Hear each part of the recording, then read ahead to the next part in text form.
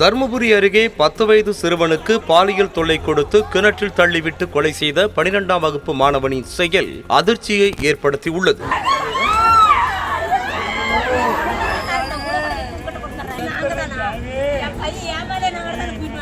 தர்மபுரி மாவட்டம் நல்லம்பள்ளி அடுத்த மிட்டாரெட்டி பகுதியைச் சேர்ந்தவர்கள் மன்மதன் சீதா தம்பதி. இவர்களுக்கு 10 வயதேயான மகன் இருந்தார். இவர் அப்பகுதியில் உள்ள அரசு தொடக்கப் பள்ளியில் 5ஆம் வகுப்பு படித்து வந்தார். இந்த நிலையில் நேற்று மதியம் முதல் சிறுவன் காணாமல் போனதாக கூறப்படும் நிலையில் பெற்றோர் சிறுவனை எங்கு தேடியும் கிடைக்காததால் அதியமான்கோட்டை காவல் நிலையத்தில் புகாரும் அளித்தனர். ஒரு சின்ன குழந்தை யாருன்னா எங்கள் அக்கா பேரன் 10 வயசு 5ஆம் கிளாஸ் படிக்கிற பையனை ஆசை வார்த்தை காட்டி மாங்காய் பறிக்கலான்னு கூட்டிகிட்டு போயிட்டு, அப்பா பேர் சரவணன், அவனுடைய பையன் வந்து இளங்கோ. அந்த பையன் வந்து ஆசை வார்த்தை கூட்டி கொண்டு போய் பையனை வந்து ஒரினா சேர்க்க மாதிரி வந்து பாலியல் பலாத்காரம் பண்ணி கிணத்துல தூக்கி போட்டிருக்கிறான். இது தொடர்பாக போலீசார் அப்பகுதியில் உள்ள சிசிடிவி காட்சிகளை ஆய்வு செய்தனர். அதில் அதே பகுதியைச் சேர்ந்த சரவணன் என்பவருடைய மகன் சிறுவனை அழைத்து சென்றதும் பின்னர் திரும்ப சரவணனின் மகன் மட்டும் தனியாக வீடு திரும்பியதும் கேமராவில் பதிவாகியிருந்தது. இதனையடுத்து சம்பவ இடத்திற்கு சென்ற காவல் துணை கண்காணிப்பாளர் சிவராமன்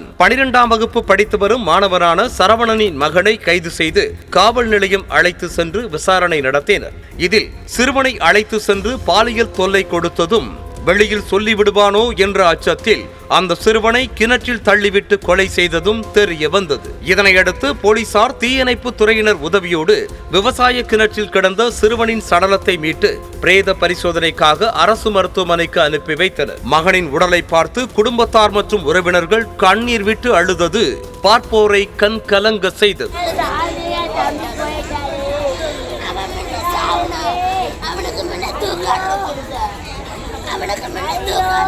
12ஆம் வகுப்பு படிக்கும் சிறுவன் 5ஆம் வகுப்பு படித்த சிறுவனுக்கு பாலியல் தொல்லை கொடுத்து கிணற்றில் தள்ளி கொலை செய்த சம்பவம் அப்பகுதியில் பெரும் பரபரப்பை ஏற்படுத்தியுள்ளது.